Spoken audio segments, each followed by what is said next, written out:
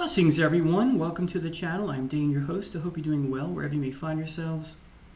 Well, we're finally officially in the holiday season. Christmas will be here before you know it.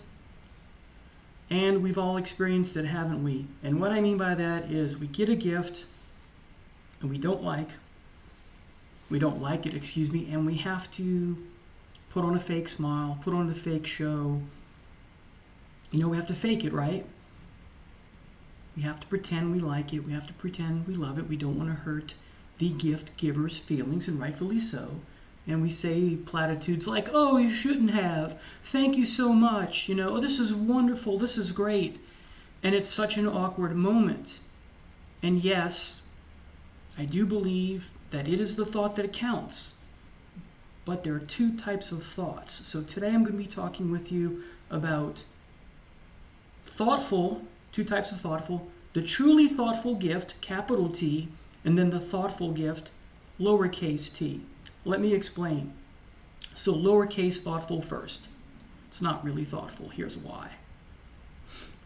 You simply thought, hey, it's Christmas. Hey, it's so-and-so's birthday. Hey, so-and-so, it's Valentine's Day. I got to get them a gift. That obligatory sense, right? But aside from just thinking about the person, which is great, you thought about the person, you don't put much or any thought into the gift. You just get them something, right? Because it's obligatory or because you have to or you feel it's necessary. Those are really the same thing, really. You do it because you want to get it out the way and get it off your checklist kind of thing. You have to get them something. You rush through it. You don't put any thought into whether or not they will like it, or you don't put much thought into whether or not the receiver will like it. So you're just kind of going through the motions. As I said, you don't put enough actual thought into it. And yes, once again, I do believe it is the thought that counts. But does it really if you didn't put much effort? And I think effort is the key word here. That's what we mean by thought. Effort, thought. You put some serious effort into purchasing the gift. You put effort, thought into what the actual gift should be. Okay. Now, let's talk about thoughtful with the capital T, the good kind of thoughtful. Okay? You spend a bit of time thinking about what to get the particular person you're buying. Now, let me be clear. I should have mentioned this at the beginning. Notice Bowie's joined us. He's so cute, right? Hey, Bowie. Anyway, I'm talking about buying gifts for family, close friends, okay? Friends who are like family.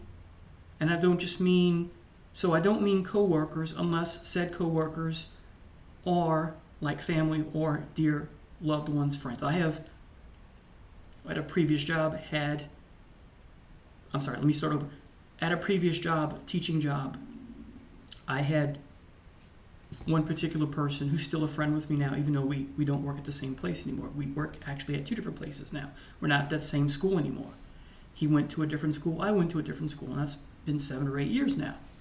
We're still friends, and we're good friends, okay? But when we worked together, we were close. So that's the type of person. So family, friends, co-workers who are like family, and dear friends. So love is involved, essentially, or they're dear to you, right? Kind of thing. So back to thoughtful with a capital T. You spend quite a bit of time thinking about what to get them. So essentially, when you give someone, one way you can often tell, doesn't guarantee it, that the person really likes the gift, is that they will tell you, what a thoughtful gift. That's that capital T. Now, they could be faking it, but, and what does that mean? And that's nice to hear, isn't it? That you spent a lot of time researching that kind of thing. Talk about fishing, going on a fishing expedition in a minute. That's kind of fun. So you actually put some serious effort into it. You put some time, you put some energy. Now, let me be clear. I'm not saying you have to agonize or stress yourself out. That's going too far. but putting some serious thought into it is definitely important.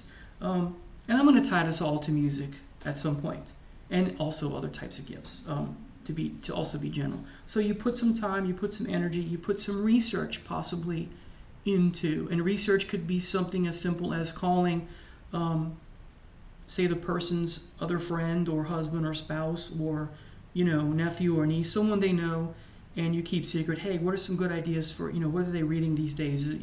What's their musical taste? Has it changed? Are they been, that kind of thing. Well, they might be, so that's part. And then you do a fishing expedition. But you have to do this early. You don't wait till December. You don't wait till late November. I would say as early as the second week of October.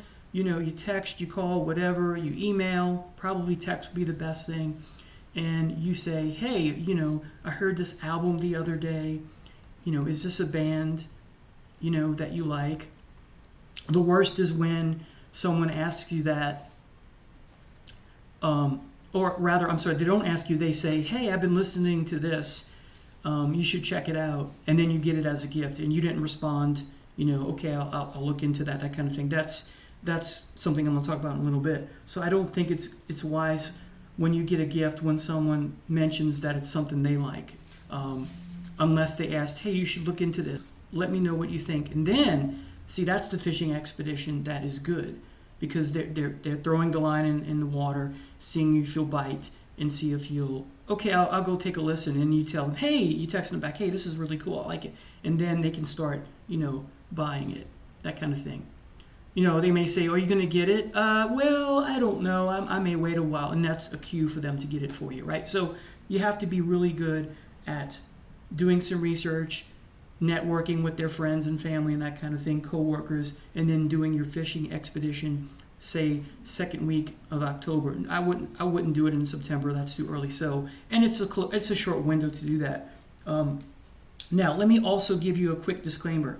I'm not saying being thoughtful with a capital T will guarantee 100% success where they actually like the gift. There is no guarantee, but it's much better than, oh, so-and-so's birthday's coming up. Here's a philosophy book I like. I think you'll like this. Well, do you know they like philosophy? And if they do like philosophy, there's so many different types of philosophy and authors. What if it's something they may not, But I'll speak more of that in a minute.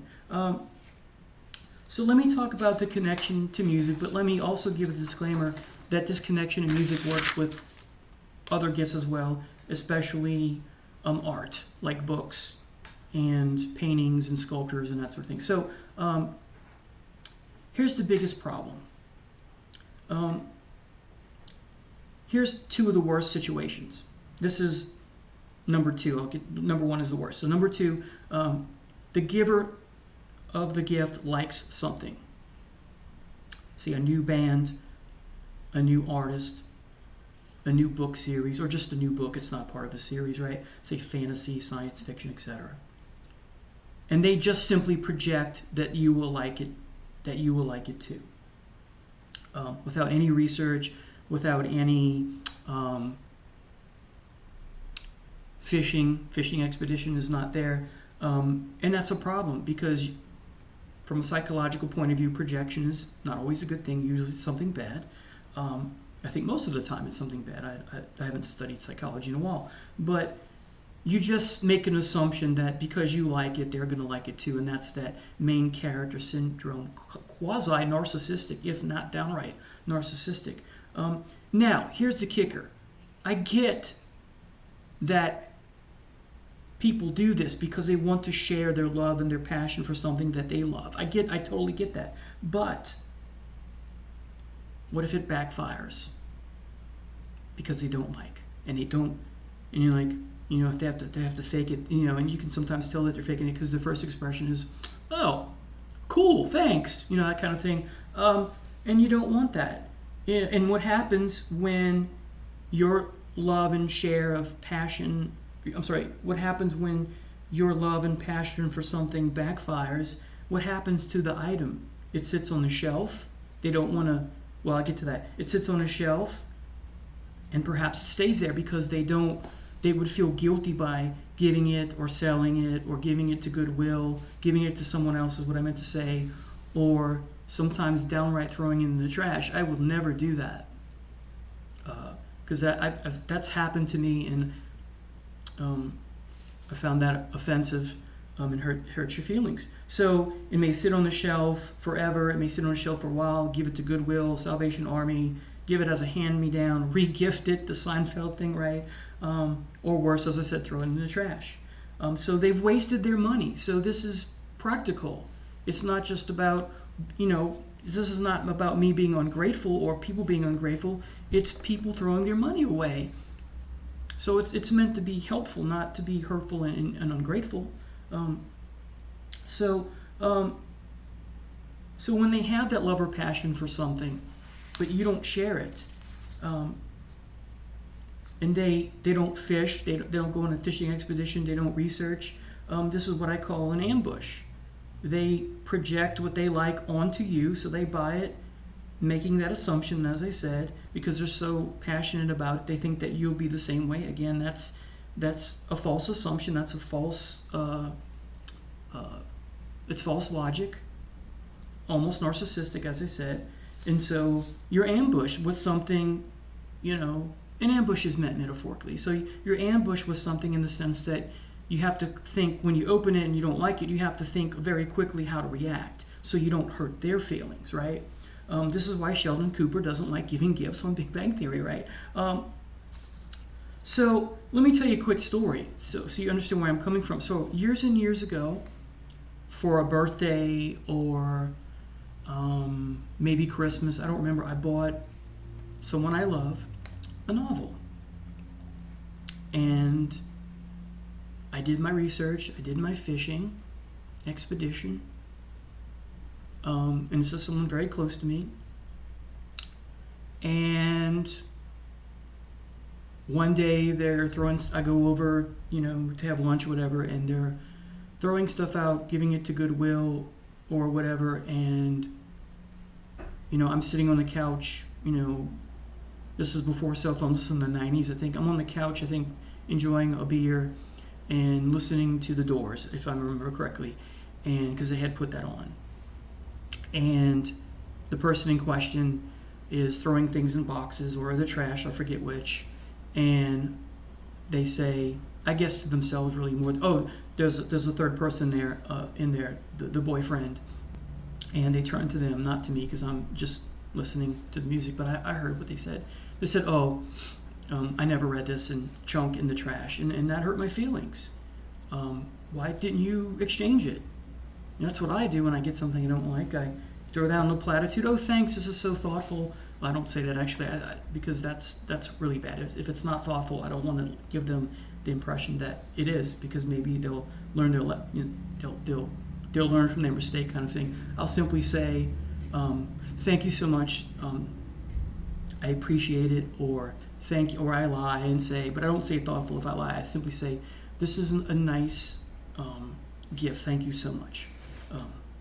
That kind of thing. So the ambush gift, if you will, and then in getting your feelings hurt, I got my feelings hurt because I bought something I thought so again, it does, doing the research and fishing and all that doesn't guarantee success, because this was an absolute failure. It sat on the shelf for a couple years because it had been a while since I'd given them this gift, and they just chunk it in the trash without a second thought.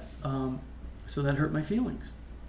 All right, here's the worst problem when it comes to not being thoughtful. The giver has to shove their taste down your throat. This is worse than wanting to share this is another version of sharing your love and passion for something you like. But this is to the extreme. This is truly narcissistic, because a person doesn't like something, or close enough, they've never shown an interest in something, or, as often is the case, they're just a casual fan of something, but they're not passionate and gung-ho about something. But regardless of which one it is, the person who wants to shove, as I said, their taste down your throat. That's that snob move, right? That no matter what you say, hey, I don't like that, well, here it is anyway. This happens to me quite frequently. I remember getting biographies for my birthday or for Christmas from bands or artists I have little to no interest in, or loathe in some cases, or just think their music is not my cup of tea, or in some cases downright awful. And so I have to go through that, thank you so much kind of thing. It's one thing if they buy you something you already have and you don't know. I totally get that. You exchange it. It's that simple. And you might even say, well, I already have this, but thank you so much. I'll just exchange it if you don't mind. I try not to do that, but that may hurt their feelings. So I don't want to hurt the giver's feelings. So I know a lot of people think that there is no such thing as a gift that isn't thoughtful. But again, there are two types of thoughtful. There's the capital T, the truly thoughtful, because you put some energy in, some time. Doesn't have to be about money, just time and energy and research and fishing, going on that fishing expedition. You have to be careful with that last one, of course. You don't want to give yourself away. That's a given. But I don't think gifts are thoughtful, again, lowercase t, if you're just going through the motions, or you just thought about the person, oh, I need to get them something, and you just get them something without putting much thought or effort into it. So this video is not to be negative. It's not to be a downer. It's just to help, because I think that if you truly put some time and energy, again, the big word is effort, you have a better success rate in avoiding, giving a gift to someone who's not going to use it. And again, once again, sorry for the repetition, it's not about being ungrateful. That's what I hope I don't come off that way. It's simply about them, the giver, not wasting their money. It's that simple. So again, this video is just meant to be helpful, not to be a negative Nelly, that kind of thing. But it's going to happen, right? And I get that. So anyway, take care. See you soon. Bye now.